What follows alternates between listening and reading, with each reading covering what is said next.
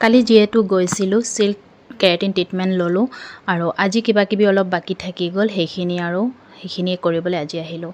পিছে আজি আছিলে হেয়াৰ স্পা কৰিবৰ কাৰণে প্ৰথমত মোৰ চুলিখিনি ৱাছ নকৰি পেলাই আইৰণ কৰিলে। আইৰণ কৰাৰ পাছত যি ট্ৰিটমেণ্ট সেইখিনি আৰু কৰেও। যেতিয়া যোনে হেয়াৰ স্পা কৰে জানে আৰু কি কৰে। আইৰণখিনি কৰি পেলাই তাৰ পাছত মোৰ চুলিখিনি ধুনীয়াকৈ ৱাছ কৰি পেলাই স্পা ক্ৰীম লগাই পেলাই 5 মিনিটমান ৰাখি দিছে। তাৰ পাছত এইখিনি ৱাছ কৰি পেলাই আকৌ ড্ৰাইনাৰ কৰিছে আৰু ৱানিয়া বহিছে। আজি কি কৰে চাওঁ।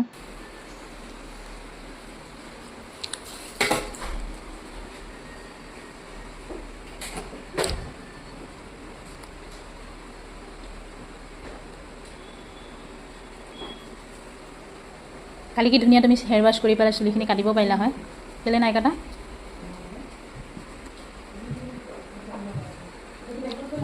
আজিতো চুলিয়ে নাই।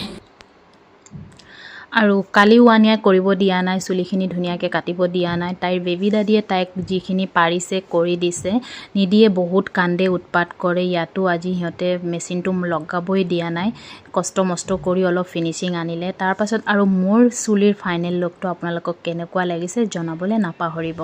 আৰু আজি কিন্তু মোৰ এডালো চুলি সৰা নাই, মনটো বহুত ভাল লাগিছে। বাই বাই, থেংকছ ফৰ ৱাচিং মাই ভিডিঅ'।